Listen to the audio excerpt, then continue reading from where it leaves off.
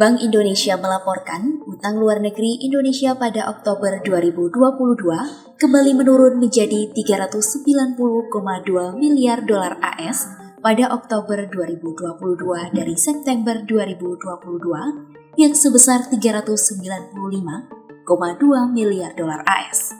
Direktur Eksekutif Departemen Komunikasi Bank Indonesia, Erwin Haryono mengungkap, hal itu karena penurunan ULN sektor publik maupun swasta. Secara tahunan, ULN Oktober 2022 pun mengalami kontraksi 7,6% dibanding periode sama tahun sebelumnya, lebih dalam dibanding kontraksi bulan sebelumnya yang sebesar 6,8%.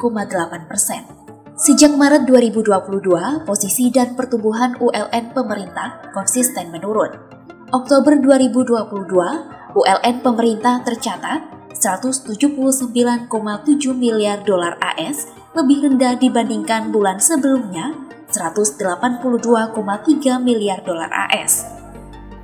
Sehingga secara tahunan ULN pemerintah turun 12,3% karena pergeseran penempatan dana investor non-residen pada surat berharga negara domestik seiring ketidakpastian di pasar keuangan global yang tinggi.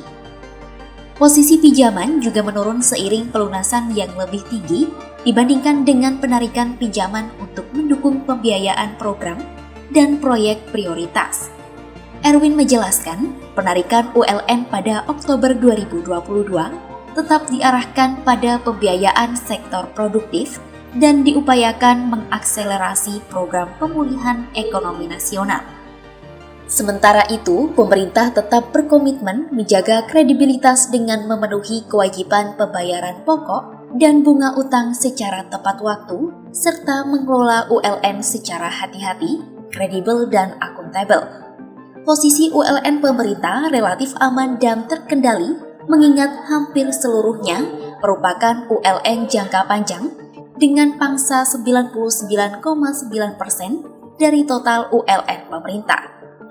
Erwin menuturkan, ULN Indonesia pada Oktober 2022 tetap terkendali, tercermin dari rasio ULN Indonesia terhadap produk domestik bruto yang tetap terjaga di kisaran 29,6%, menurun dibandingkan dengan rasio pada bulan sebelumnya sebesar 30,1%.